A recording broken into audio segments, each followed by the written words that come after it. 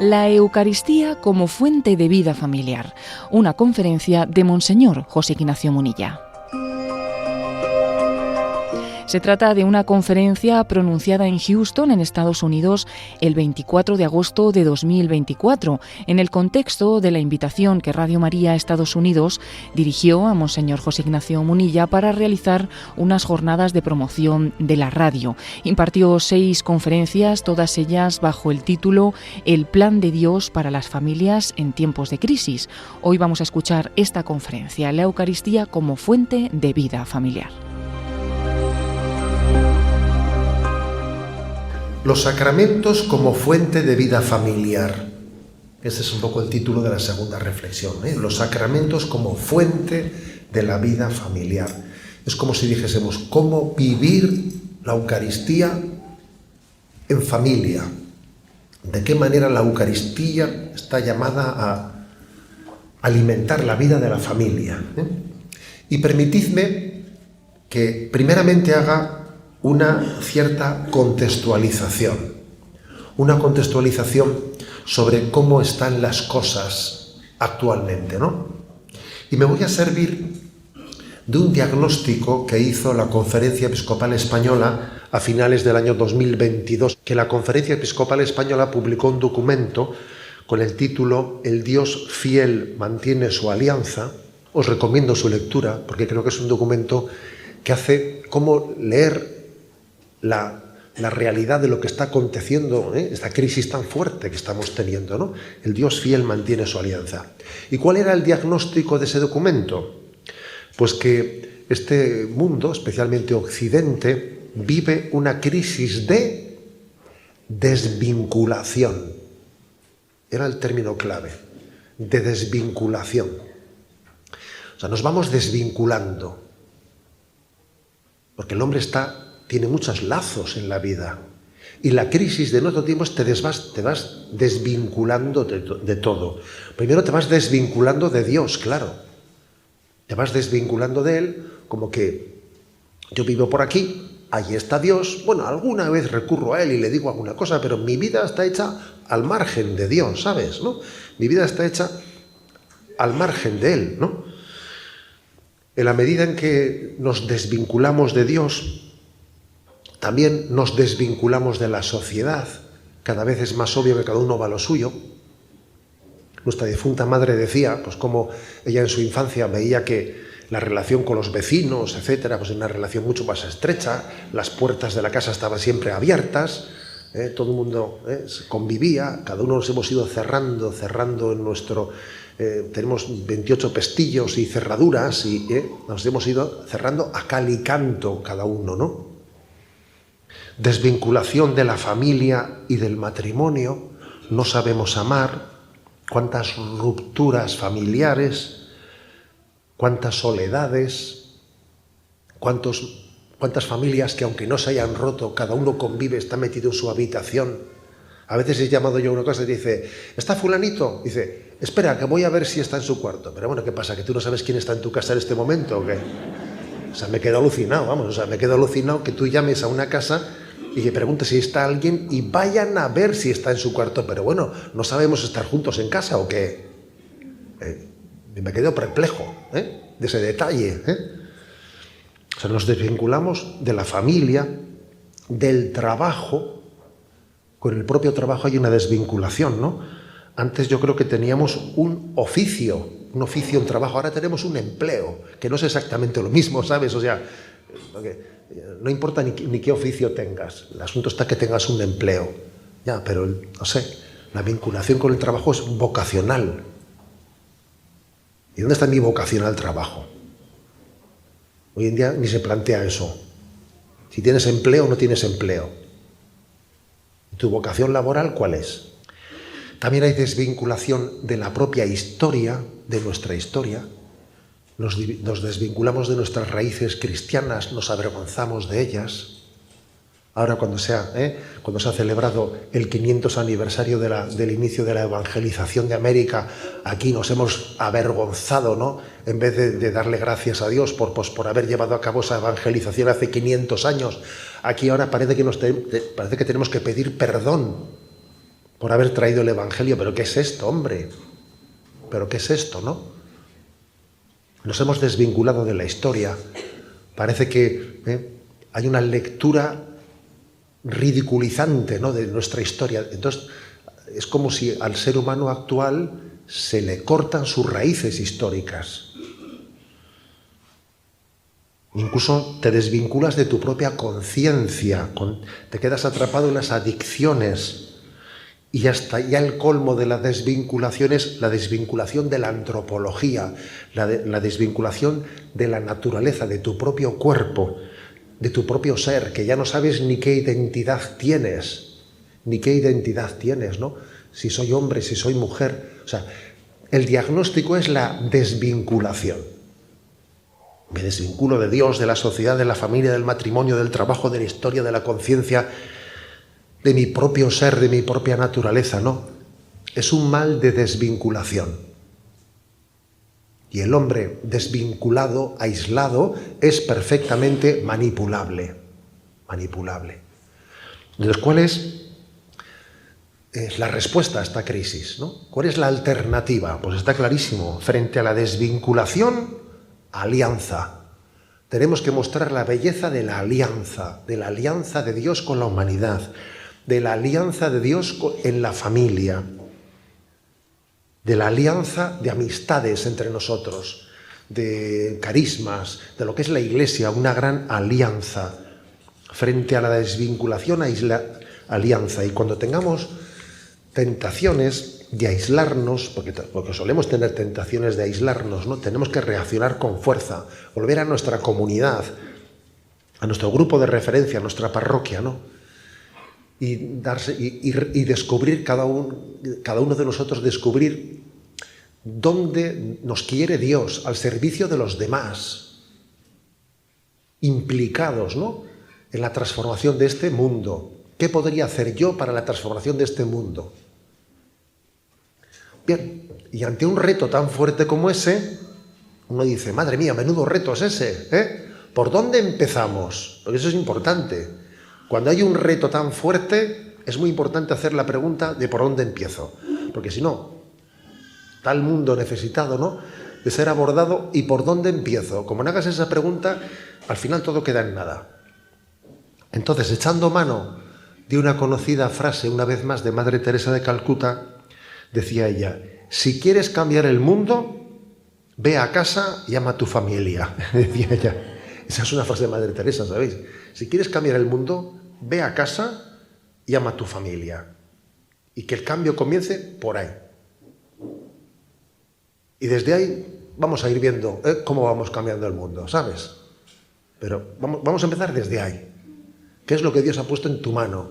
No vaya a ser que queriendo yo ser un idealista, que está viendo qué puedo hacer yo, pues para cambiar el mundo, lo que está en mi mano no lo esté haciendo, ¿no?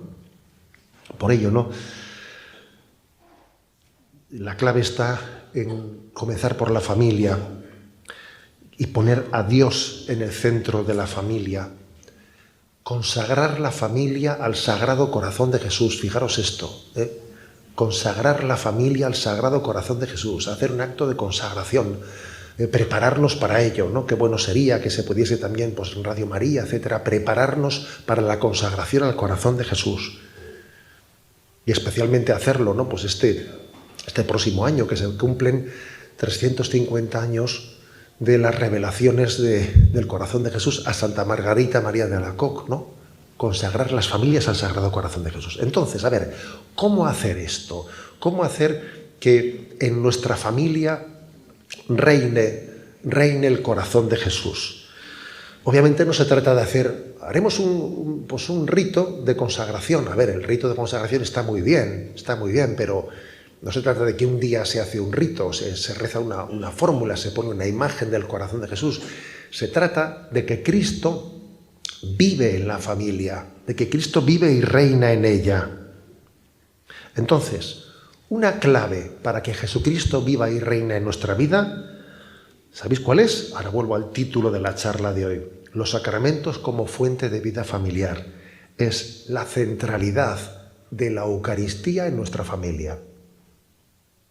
A ver, sin esto estamos hablando de cosas que son, es como empezar la casa por no sé dónde. Hay que empezar la casa por el cimiento. Y empezar la casa por el cimiento es que la Eucaristía sea el centro de la vida familiar. La Eucaristía es el centro de la vida de un sacerdote, ¿no? Eso parece bastante claro. Bueno, pues la Eucaristía es el centro de la vida familiar, igualmente claro. Y entonces eso es clave y decisivo, ¿eh? Permitidme primero que subraye dos claves sobre la importancia de cómo cuidar la Eucaristía. Primero, santificando el domingo, ¿eh? Hay que ser conscientes de que el ocio, las formas de vida de cómo se vive el domingo, el fin de semana, han hecho un daño tremendo a la vivencia del domingo.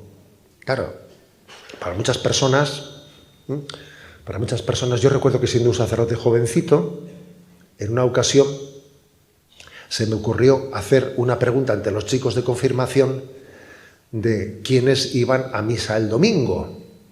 Pero es que me di cuenta que había una pregunta previa, que era ¿quiénes se levantan a comer con la familia el domingo?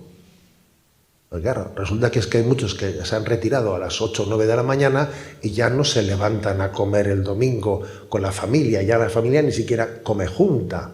O sea que a veces ha habido un desorden tan grande, ¿no?, en cómo vivir el fin de semana y cómo vivir el ocio, que ha desestructurado la familia. Eso, en una ocasión me quedé perplejo. Dije, no, si aquí el problema ya no es que la gente estos jóvenes no vayan el domingo a misa, es que no se levantan a comer. Por lo tanto, creo que obviamente se trata de cuidar el domingo para que el domingo custodie la Eucaristía como el lugar principal, ¿no?, el lugar central del domingo. La exhortación apostólica Sacramentum Caritatis dice, el punto 73, es importante reafirmar la importancia del precepto dominical para todos los fieles como fuente de libertad auténtica. Oye, ¿qué frase esta? Cuando la Iglesia nos habla del precepto dominical, dice, ¿por qué la Iglesia pone como un mandamiento el precepto dominical? Porque en el fondo es una luz de alarma para que cuando obviamente en mi vida falte la Eucaristía el domingo o haya riesgo de que yo pueda faltar el domingo a la Eucaristía, se encienda una luz roja diciendo, oye, en tu vida en Jesucristo no está suficientemente en el centro de tu vida. O sea, es decir, la fidelidad al precepto dominical en el fondo es una llamada, es una luz que deja patente que el primer mandamiento de la ley de Dios, que es amarás a Dios con todo tu corazón, con toda tu alma, con todo tu ser, va a ser que no lo estás viviendo. O sea, que bendito precepto dominical que tiene una función pedagógica de hacerme entender que el primer mandamiento de la ley de Dios tiene también que traducirse en decir, si Dios me ha comunicado su amor, si Dios lo ha dado todo por mí, habiendo amado a los suyos que estaban en el mundo, los amó hasta el extremo e instituyó la Eucaristía, lo lógico es que yo obviamente tenga una respuesta de infinita gratitud de participar de esa fiesta a la que he sido invitado. Ahora bien, es obvio que una familia que solamente, o un joven que solamente vaya a misa por el precepto dominical, tal y como están las cosas hoy en día, lo más posible es que no tenga suficiente motivación. ¿Por qué hay que ir a misa? Porque está mandado, vale. El sentido de autoridad en nuestra sociedad pues ha caído tremendamente, ¿no? Entonces, lo que dice precisamente, ¿no?, Sacramentum Caritatis es que conviene que en el día del Señor los grupos eclesiales organicen en torno a la celebración de la Eucaristía dominical manifestaciones propias de la comunidad cristiana, encuentros de amistad, iniciativas para formar la fe de los niños, jóvenes y adultos, peregrinaciones, obras de caridad y diversos momentos de oración.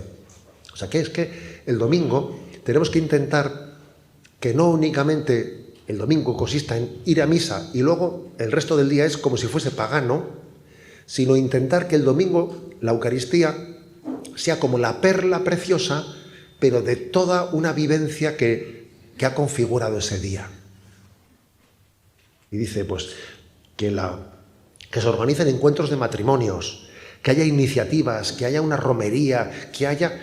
O sea, que el domingo entero sea una alabanza a Dios. Obras de caridad. Pues este domingo vamos a no sé qué sitio, hacemos obras de caridad. Es curioso, ¿no? Y fijaros bien, va a ser más fácil que un joven sea fiel a la Eucaristía con este planteamiento, que no meramente con el planteamiento de tienes que ir a misa porque hay que cumplir con el precepto dominical. Si tú a un joven le pides meramente que cumpla un mínimo, al final ese mínimo no le va a motivar. Si a los jóvenes les pides poco, dan menos. Y si les pides mucho, dan más. Porque creo que en su corazón anida un deseo de plenitud y de coherencia. Por lo tanto, ¿no?, esta propuesta que hace, ¿no?, esta exhortación apostólica sobre la Eucaristía, de que cuidemos la Eucaristía y que esté integrada en una vivencia global del domingo como la gran fiesta del Señor, es muy importante. Yo recuerdo de mi infancia cómo nuestros padres tuvieron el acierto de que rodeaban, ¿no?, la celebración de la Eucaristía, de la convivencia familiar, de que íbamos a un lugar, hacíamos una visita. Por desgracia a veces, ¿no?, pues hoy en día es ¿a qué hora vamos que nos viene mejor? Casi a esta hora así nos estorba menos la misa. A veces parece eso, ¿no? ¿Dónde nos estorba menos la misa? En el horario dominical, ¿eh? En vez de que la Eucaristía sea el centro de nuestra celebración. Creo que este es un punto clave. Y otro punto clave es el siguiente. Para vivir bien la Eucaristía, uno dice, ¿qué hacer para que la Eucaristía resulte atractiva? Siempre pensamos en los jóvenes. ¿Qué hacer para que los jóvenes se sientan atraídos por ella? Y a veces uno dice, bueno, pues si hiciésemos que fuese más participativa, si hiciésemos esto, lo otro, no sé qué tipo de cantos. A ver, todo eso puede estar bien, pero os aseguro que esa no es la clave. Yo también recuerdo, he sido hijo de la experiencia de ser un jovencito que en mi adolescencia, me acuerdo que allí en San Sebastián eran los años un poco también de crisis, después del mayo del 68, y recuerdo pues como también estaba de moda que en determinadas Eucaristías había muchos jóvenes porque allí se tocaba con baterías, con guitarra, con esto, con lo otro, y parecía que aquello era una gran novedad, atraía mucho a los jóvenes, pero todo aquello en muy poco tiempo quedaba en nada. Y los jóvenes desaparecían, ¿no? Entonces, ¿dónde estaba la clave? Pues la clave estaba...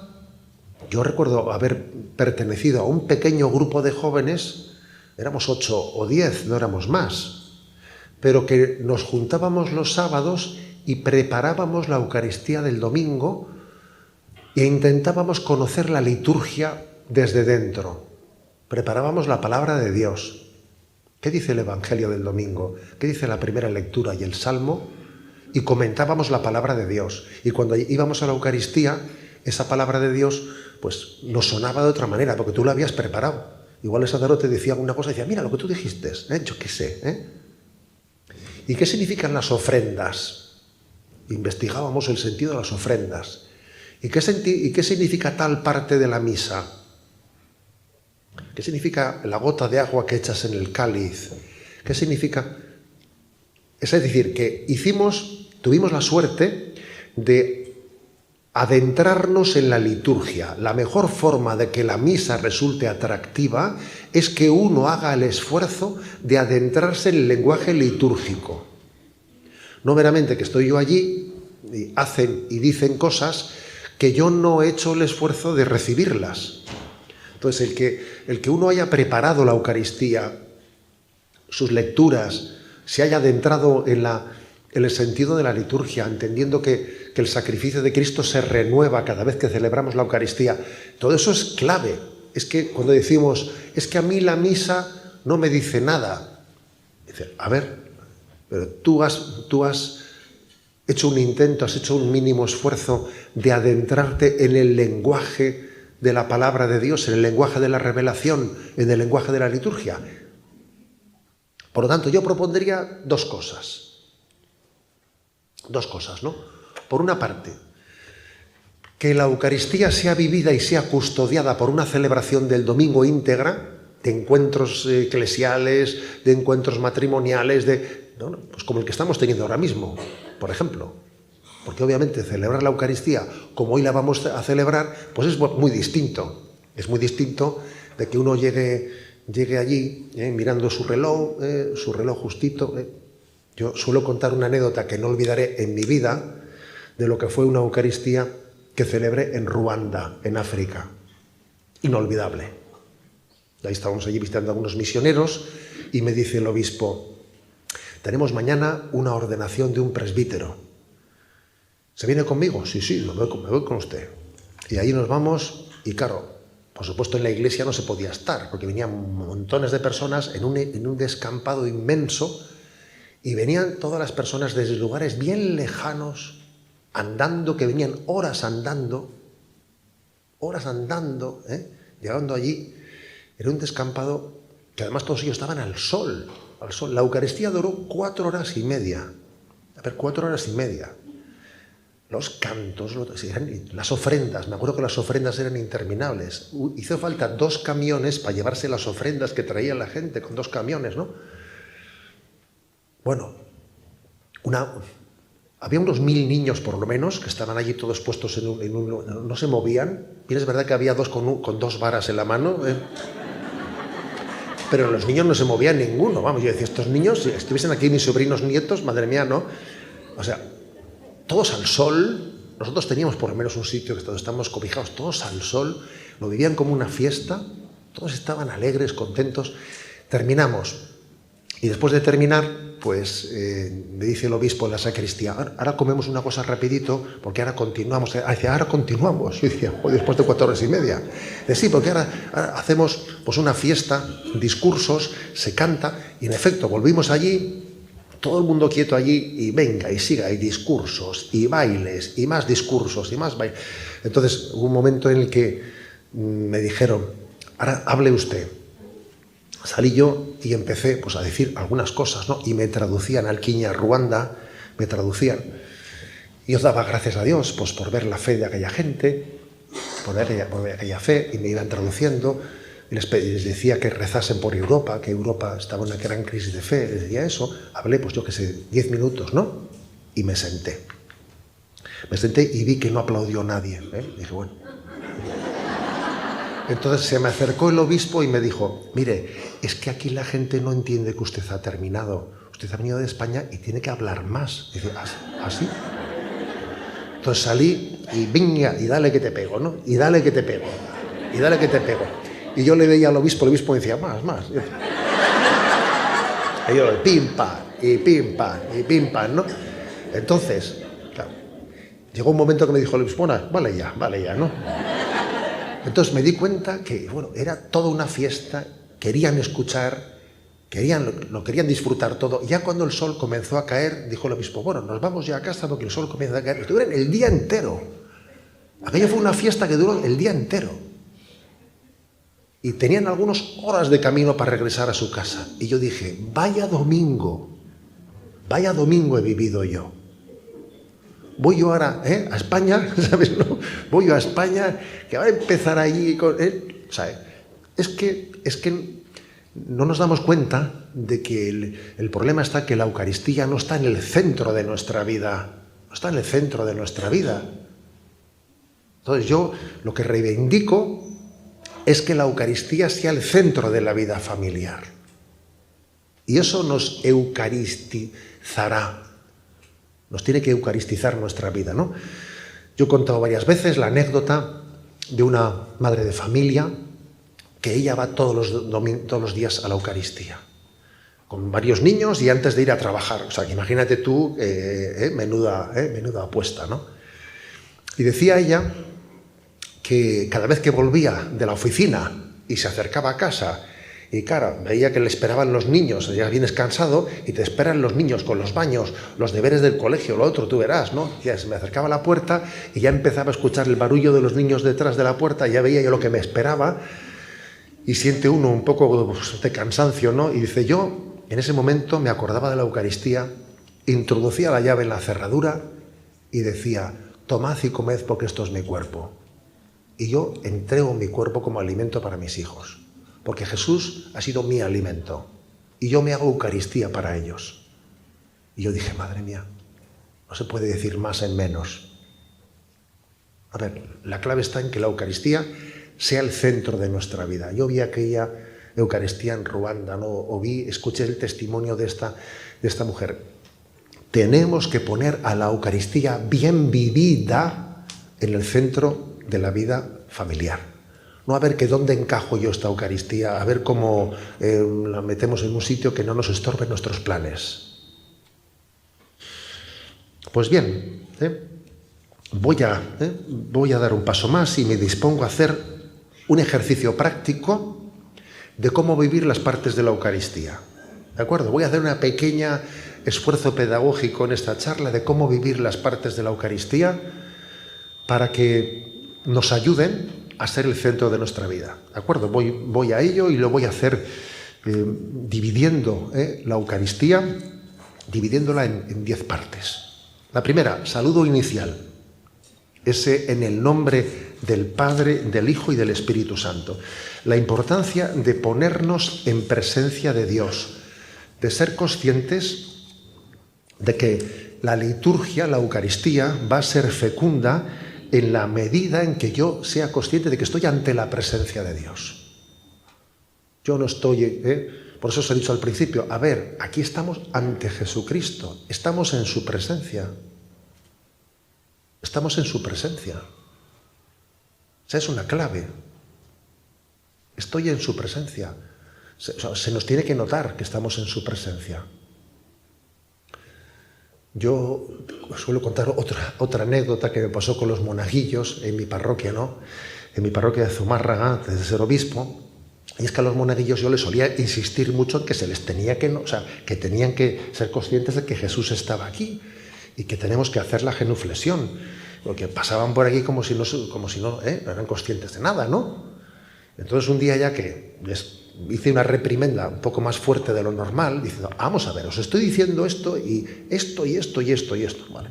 Se agacharon las orejas y se callaron. Y al día siguiente entro yo en la parroquia, estaba vacía, y veo que en el confesionario, estaba la cortina del confesionario, se mueve un poco la cortina y dije, anda, ahí dentro hay alguien, dentro del confesionario. Dijo, habéis entrado un ladrón o así, Y entonces llegué allí, corrí la cortina y estaban los monaguillos metidos dentro, ¿no? Y les digo, ¿y qué hacéis vosotros ahí? Y me dice, es que queríamos ver si cuando estabas solo también te arrodillabas. Fíjate tú la que soltaron ellos. A ver, la que soltaron. A ver, que parecerá una bobada, ¿sabes? Pero es que es algo muy clave. Es decir, es que lo primero que tiene que acontecer en la liturgia es mi conciencia de que estoy ante Jesucristo. ¿O es verdad eso? Entonces, cuando esté solo, se arrodillará también, ¿no? ¿O no? O sea, a ver, si esto es verdad, digo yo que por las noches la idea es hacer una visita, ¿no? O te pones delante de la tele, ¿o qué? A ver si es verdad esto, si te lo crees de verdad. Entonces, yo creo que esto es, por eso también tiene una gran importancia que a veces la Eucaristía se complemente con la adoración eucarística. Claro, por eso a veces el que la familia complemente la Eucaristía y la adoración eucarística tiene una importancia importante. una importancia grande. ¿Por qué? Porque es que es de verdad, o sea, que es que realmente está Jesucristo. Entonces, si realmente está Jesucristo, oye, nos ponemos en su presencia, ¿no? Yo creo realmente en su presencia y paso mucho más horas delante de la televisión que delante del sagrario. A ver, la música y la letra no cuadran ahí, ¿eh? Algo está fallando, ¿eh? Por eso, el primer paso de la Eucaristía es ponernos en la presencia de Dios. Segundo, el acto penitencial. El acto penitencial, la conciencia de que somos pecadores, La Iglesia nos pide comulgar en gracia de Dios. Saber que es un sacrilegio comulgar en pecado mortal, en pecado grave, ¿no? Y que, pues mira, es una gran pedagogía el que yo diga, cuando veo que no estoy bien dispuesto para comulgar, pues hago el acto de humildad, de no comulgar, hacer una comunión espiritual y prepararme para poder recibir a Jesús. Es decir, la familia que asiste conjuntamente a la Eucaristía es como si se conjurase a vivir en gracia de Dios. ¿Tú sabes lo que es eso? ¿Tú sabes lo que es eso? Obviamente a un hijo que no comulga se le respeta, no se le empieza a uno a hacerle preguntas, ¿eh? Se le dice, hijo, pero nos vamos a confesar los dos, vamos y nos confesamos. Es decir, es como si nos ayudásemos mutuamente a vivir en gracia de Dios. ¿Vamos a vivir todos en gracia de Dios? Me pasó hace poco que recibí la visita de un grupo de jóvenes, así de 17, 18 años, que habían hecho un retiro de conversión allí en Alicante, ¿no? Y claro, habían tenido su momento de conversión y ellos veían que tenían sus esclavitudes, y especialmente con la pornografía. Entonces van y me hacen una visita que hay que, no sé, tener la iniciativa de que le vamos a pedir al obispo una cita. Y yo recibí un grupo de jóvenes que decían, ¿qué querrán decirme estos? Y van y me dicen que han hecho un retiro de esos, ¿no?, de evangelización, y que han decidido ayudarse mutuamente, ¿no?, pues para romper con las ataduras que tienen con el pecado, con la pornografía, y que han instalado en sus móviles una aplicación para que uno pueda ver en dónde se han metido sus compañeros, para vigilarse mutuamente unos a otros, ¿no? Para custodiarse mutuamente unos a otros y custodiar que nadie se haya metido en páginas indebidas. Que han hecho ese pacto y que van donde el obispo y les pide una bendición, ¿sabes? Y decía, madre mía, por el amor de Dios, estos chavales, a mí me conmovieron y decir, a ver, nos hemos juramentado a vivir en gracia de Dios, ¿no? Hay una familia que asiste unida a la Eucaristía, que asiste unida y que hace su acto penitencial y que se confiesa siempre que sea necesario. Es como decir, a ver, no vamos a permitir que el pecado anide en nuestro corazón.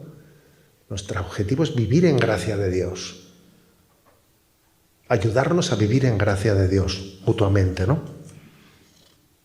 Sigue adelante y llega la oración colecta. Y dice el sacerdote, oremos, ¿eh? Y entonces de su boca se formula la petición que hace la Iglesia al Padre por intercesión de Jesucristo, ¿no?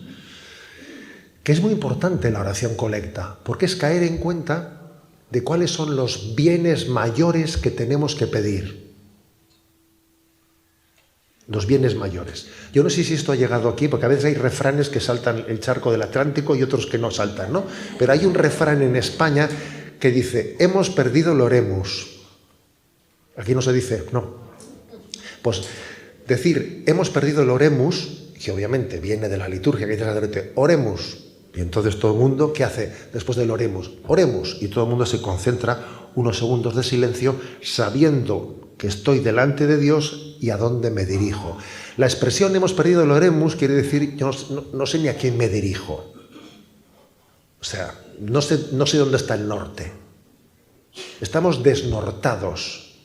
Eso es lo que significa hemos perdido el oremus, ¿no? Entonces, la oración colecta, cuando dice el sacerdote, oremos y nos recogemos todos. Nos recogemos porque somos conscientes de que vamos a pedir a Dios los dones superiores, los bienes mayores. Porque los bienes mayores nos enseña la liturgia cuáles son los bienes mayores que tenemos que desear, que son la santificación, la glorificación de Dios. la conversión. Y esos son los dones superiores que tengo que pedir. Que eso no quita que después yo pida por esto, que tengo este problema, pero sin olvidar nunca los dones superiores. El oremus, ¿a dónde voy? Después viene la liturgia de la palabra, en cuarto lugar. La liturgia de la palabra. Cuando asistimos en fidelidad a la Eucaristía, cada 3 años, cíclicamente, escuchamos la Sagrada Escritura. No toda la Biblia, pero sí las partes principales se proclaman cada 3 años cíclicamente en la liturgia. Entonces, el método más pedagógico para leer la Sagrada Escritura, ¿cuál es? Pues asistir a la liturgia y las lecturas del día. A ver, ese es el método. ¿Cuál es el método más pedagógico? ¿Yo qué podría hacer para leer la Biblia? Y algunos dicen, voy a empezar por la página primera. A ver, ese es un método que hay que ser un poquito escriturista para eso, ¿eh? O sea, yo creo que es mucho mejor que tu lectura de la Sagrada Escritura esté recibida pedagógicamente por la liturgia que proclama las lecturas de una manera ordenada, que las une temáticamente, etc. O sea, la liturgia te ayuda a recibir la palabra de Dios. Y tenemos que estar enamorados de la revelación, de que Dios nos habla, de que Dios nos muestra su intimidad. La palabra revelación es maravillosa. Dios ha hablado. Dios habla. Hoy en día, la frontera entre la creencia y la increencia no está en decir Dios existe o Dios no existe. No. Hay gente que dice Dios existe y vive como si no existiese. La frontera está en Dios ha hablado o no ha hablado. Dios se ha revelado o ha permanecido en silencio. Porque si Dios ha hablado, obviamente, las cosas han cambiado. ¿Qué ha dicho tú? ¿Qué dice? Pues oye, entonces me cambia la vida. Si Dios ha hablado, me cambia la vida, porque su palabra, hombre, obviamente, ¿cómo le voy a hacer caso a Dios si ha hablado? Y me tomo en serio la palabra de Dios. Y dejo que la palabra de Dios me interpele. Y yo voy a la Eucaristía y cada vez que escucho la palabra de Dios salgo con la sensación de que eso lo han dicho por mí. Esto parece que estaba dicho por mí. Y la palabra de Dios tiene esa capacidad de ser lámpara para nuestros pasos, luz en mi camino. Escucho la palabra de Dios de una manera interpelante, luminosa. Solo contaré yo la anécdota de que un domingo termina la Eucaristía y me entra un señor a la sacristía y me dice, yo no me he dado cuenta quién era, y me dice, ¿qué? Ha venido mi mujer a hablar con usted, ¿no? Y le digo, pues la verdad es que no se quiere su mujer, le dije, no se quiere su mujer, pero yo creo que el que quiere hablar con usted es otro, que está arriba, y esa palabra que a usted le ha interpelado, él se la ha dirigido al corazón. Usted ha podido interpretar que aquí ha habido una especie de maniobra de mi mujer, pero usted, o sea, esa predicación de la Iglesia iba por usted, porque la palabra de Dios tiene la capacidad de salir a su encuentro. Eso es como el pasaje de Samuel, que cuando le decía, no, habla Señor que tu siervo escucha, y no sabía interpretarlo. Te ha hablado Dios, escúchalo. Bien, tenemos que ser enamorados de la palabra de Dios, familiarizarnos con ella, que nos broten versículos de la Biblia, que nos broten versículos. Yo tengo también la costumbre de, cuando lanzo a las redes sociales, ¿no?, algún mensaje diariamente, de vez en cuando me gusta lanzar alguna imagen con un texto de la palabra de Dios, como diciendo que la palabra de Dios le pone letra a la vida. Ves una imagen y la acompaño de un texto de la palabra de Dios, como diciendo, esta palabra de Dios ilumina esta fotografía. Pero para eso, obviamente, es muy importante preparar la liturgia, preparar la liturgia, o sea, preparar los textos sagrados. Yo no llego allí, claro, si yo llego a la Eucaristía sin haberla preparado, proclaman unas lecturas, lo más probable es que no me quede ni con la mitad de lo que han dicho. Porque es que es así, o sea, es que es muy difícil que yo llegue allí, entre que las lecturas tienen su lenguaje, y yo, ponte bien, que estoy quieto, que estoy mirando el reloj a ver cuándo salgo, no me he enterado ni de la cuarta parte. Entonces, creo que tenemos que ser unos enamorados de la palabra de Dios y preparar la liturgia, prepararla. Quinto lugar, la oración universal. Llega la oración universal y de repente allí los fieles dirigen oraciones o súplicas a Dios, pues por toda la Iglesia universal. Y entonces aprendes a pedir por los demás. No es lo mío, lo mío, lo mío, que hay de lo mío, que hay de lo mío. No, nos presentamos delante de Dios y es que hay de lo mío, que hay de lo mío. Os voy a contar también que hace poco estuve celebrando la Santa Misa en una de las prisiones de las cárceles allí en la diócesis y hubo una anécdota que me conmovió. Llegó el momento de la oración universal, ¿no? De las peticiones. Yo formulé algunas peticiones y empezaron los presos a pedir, ¿no? Cada uno pedía pues, sus cosas.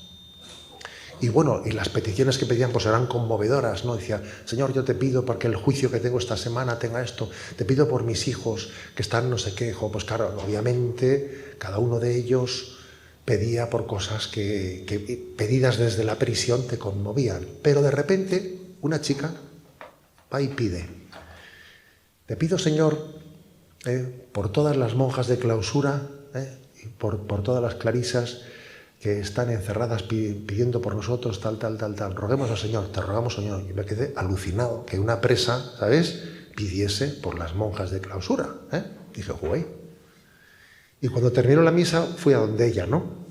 Y le dije, oye, ¿cómo has hecho esa petición y tal? Y me dice, es que me he enterado aquí en la prisión que hay unas monjas que rezan por nosotros y que han renunciado a su libertad y que están ellas detrás de las verjas libremente rezando por todos. Entonces me he quedado alucinado. Yo estoy aquí detrás de unas verjas obligatoriamente y hay alguien que ha hecho eso libremente para rezar por mí. Y la mujer, eso le había parecido tremendo. Y a mí me pareció tremendo que le pareciese tremendo, ¿sabes? Entonces dije yo, oye, es que no nos damos cuenta que la oración universal te abre a un mundo, ¿me explico? Te abre a un mundo. La oración universal es darte cuenta de lo que pasa en la vida, de lo que pasa en la vida. No es, aquí me presento delante de Dios, yo lo mío, lo mío, lo mío. A ver un momento, abre los ojos y mira lo que acontece, ¿no? Lo que acontece en el mundo, lo que acontece en las misiones, lo que acontece en la vida de la Iglesia. O sea, la oración universal te ensancha el corazón. Te ensancha el corazón.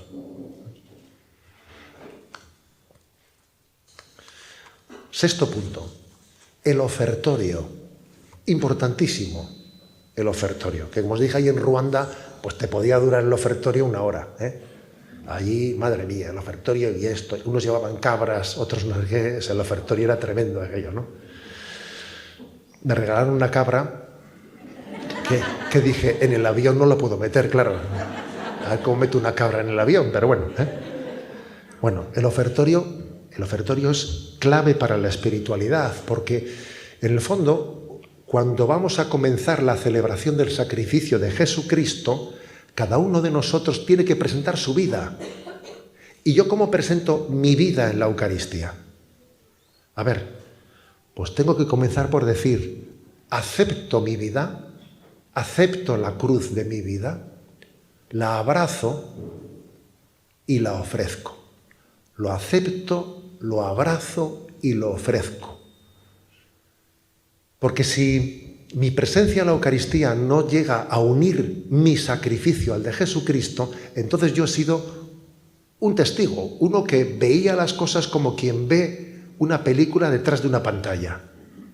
Pero yo no estoy viendo lo que le pasó a Jesucristo detrás de una pantalla. No, yo estoy en el Calvario.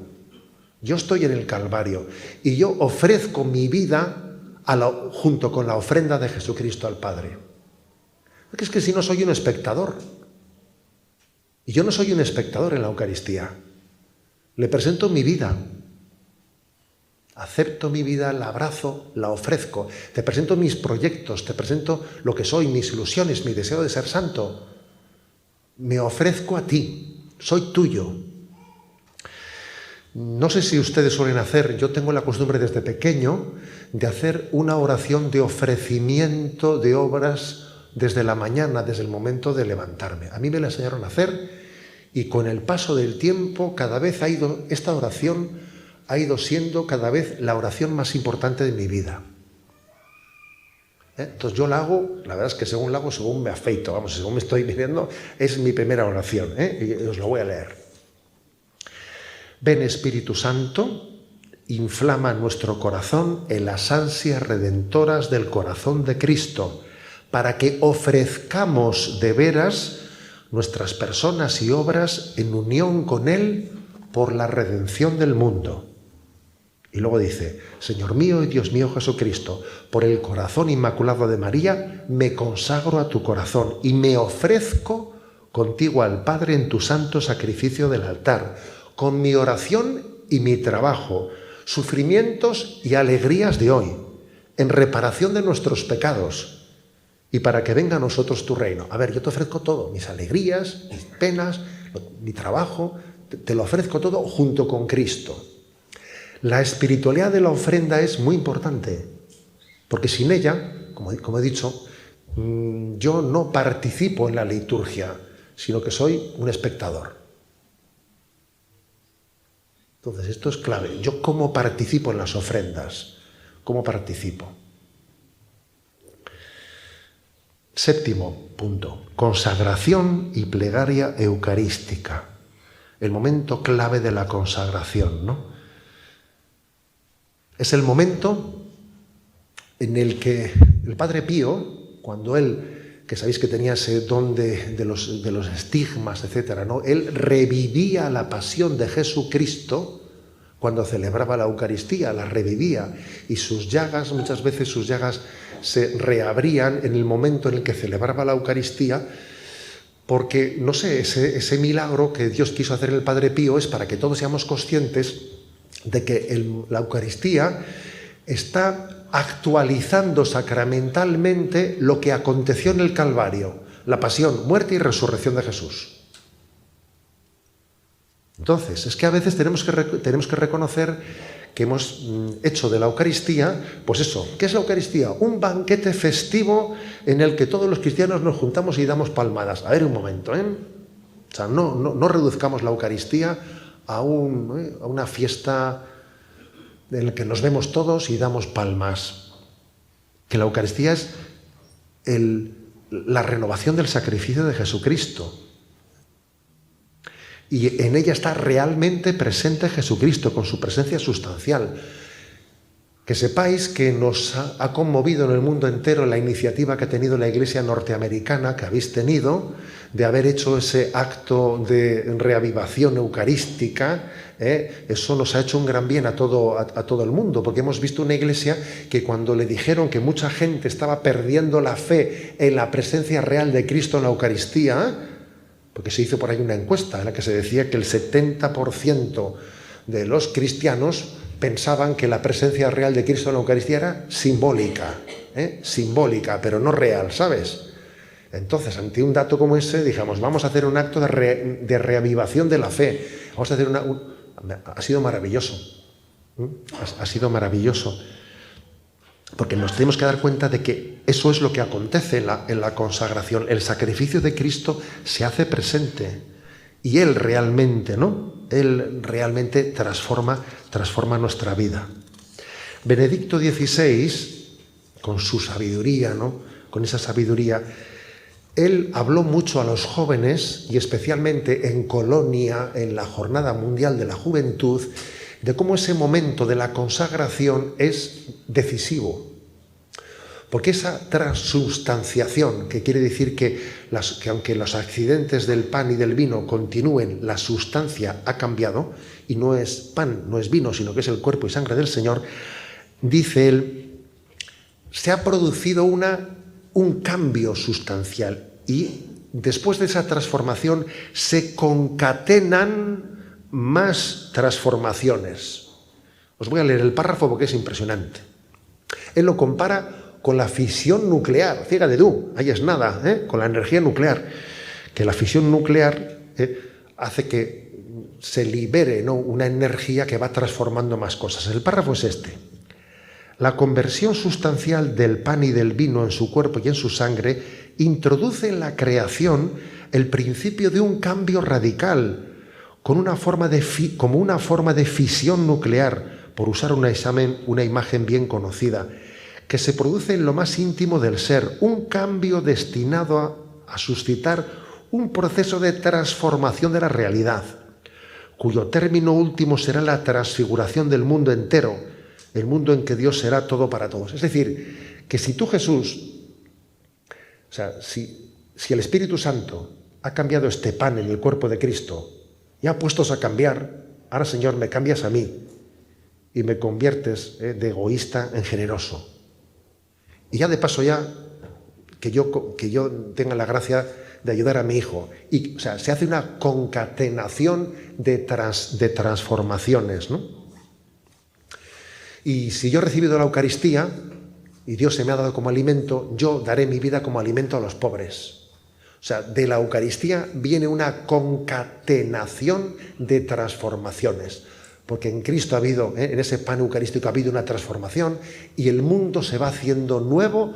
Es como cuando cae una piedra en una balsa de agua estancada, cae la piedra y comienzan a hacerse, ¿no?, ondas concéntricas que se van expandiendo. De la transformación de Cristo comienza a transformarse el mundo. Esa es la espiritualidad, que tenemos que vivir en el momento de la consagración. Octavo punto, el Padre Nuestro. Nos preparamos para comulgar y es el momento en el que, por cierto, no venimos al Evangelio de este domingo, el momento de Jesús quiere que tengamos hambre y sed de Dios, ¿no? Y que nos demos cuenta de que especialmente Él ha venido para ser alimento para la vida eterna. Acordaros del reproche que dirige Jesús a sus discípulos: me buscáis no porque habéis visto signos, sino porque os di de comer. A ver, que es que tú, ¿por qué buscas a Dios? Busca los bienes superiores, busca los bienes eternos, ¿no? Rezar el Padre Nuestro antes de comulgar es pedirle a Dios: dame hambre y sed de ti. Hambre y sed de ti. Danos el pan, ya sabemos que hay 3 panes. Está el pan de trigo, bueno, el pan de maíz también dirían los mexicanos, ¿no? Pero bueno. Bueno, está el pan de maíz y de trigo, está el pan de la cultura y está el pan de la Eucaristía. Son los 3 panes. Y la Iglesia ha procurado siempre predicar estos 3 panes. Dar de comer al hambriento, enseñar al que no sabe y proponeros y alimentar con el pan de vida eterna. A ver, esto es lo que ha hecho la Iglesia.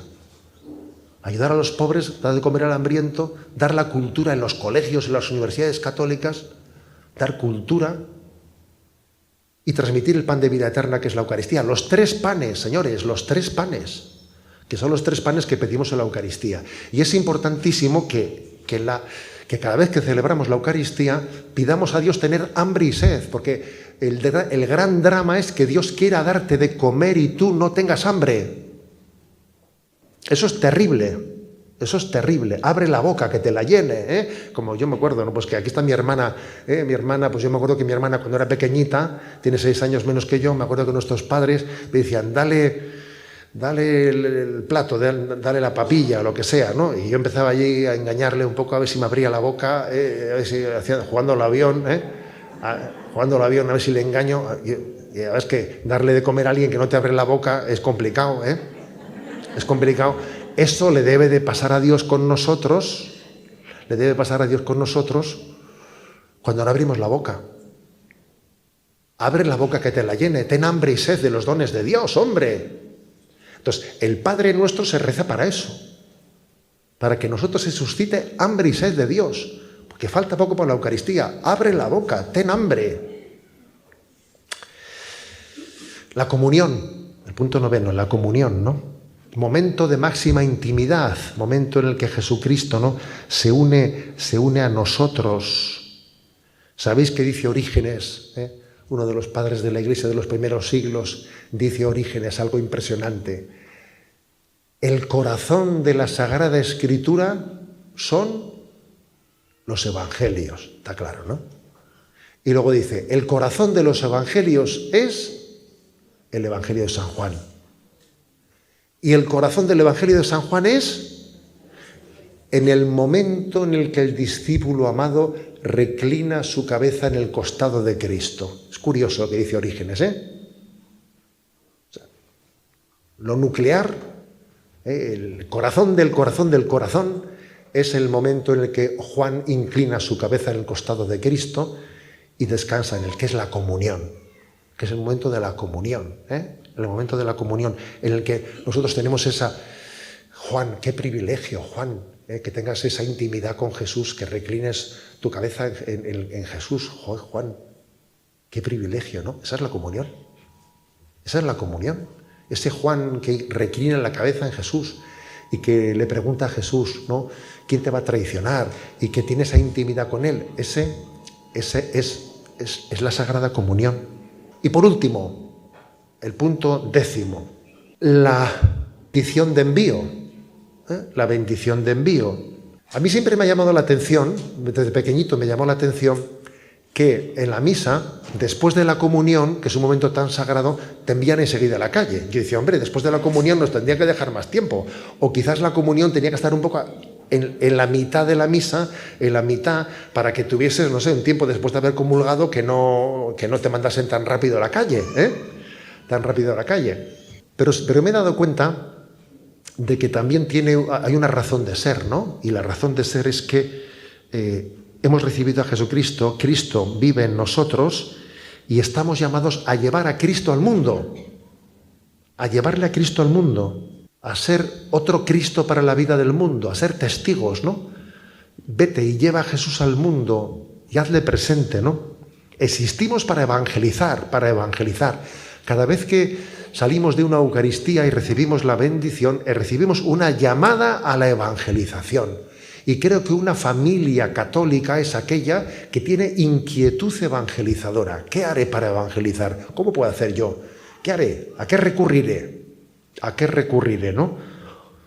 Porque cuando se dice podéis ir en paz, ¿no? Pues a ver cómo me tomo yo esa expresión, Podéis ir en paz no es, se acabó, No, podéis ir en paz es, recibe el don del Espíritu para ver a dónde llevas, cómo haces presente ese don que has recibido de Cristo ante el mundo. Bueno, por lo tanto, también esa oración de envío, esa oración y esa bendición de envío es muy clave, en la que nos convertimos en discípulos apóstoles. Tú has sido la Eucaristía como un discípulo y sales de ella como un apóstol. ¿Sabéis lo que os digo? Que una familia que viva la Eucaristía así, unida, esa familia cambia. Alguno me dirá, señor obispo, ya me gustaría a mí que mi marido me acompañe. Yo eso lo entiendo, entiendo perfectamente que cada uno tiene que partir de la situación en la que está, ¿sabes? Cada uno tiene que partir de la situación en la que está. Y además te vas a santificar desde esa situación, no desde la idílica que te gustaría tener. Nos santificamos desde la situación en la que estamos, partiendo de ahí y tirando adelante. Pero creo, ¿no?, que es obvio que el título de esta charla, los sacramentos como fuente de la vida familiar, obviamente entendemos que es la Eucaristía la que tiene que configurar nuestra vida familiar. Y en la medida en que yo estoy en una situación difícil, complicada, haré exactamente lo que Dios me permita hacer para que este ideal se aproxime. Cada uno hará lo que pueda para que el ideal se aproxime. Y así podamos todos ser glorificadores del Padre desde esa gran liturgia eucarística. Finaliza en Radio María esta conferencia de Monseñor José Ignacio Munilla, que impartió en Houston, en Estados Unidos, en agosto de 2024, en unas jornadas de promoción de Radio María en Estados Unidos. Dirigió varias conferencias, todas ellas bajo el título El Plan de Dios para las familias en tiempos de crisis, y en concreto hemos ofrecido aquí en Radio María esta conferencia que se tituló La Eucaristía como fuente de vida familiar.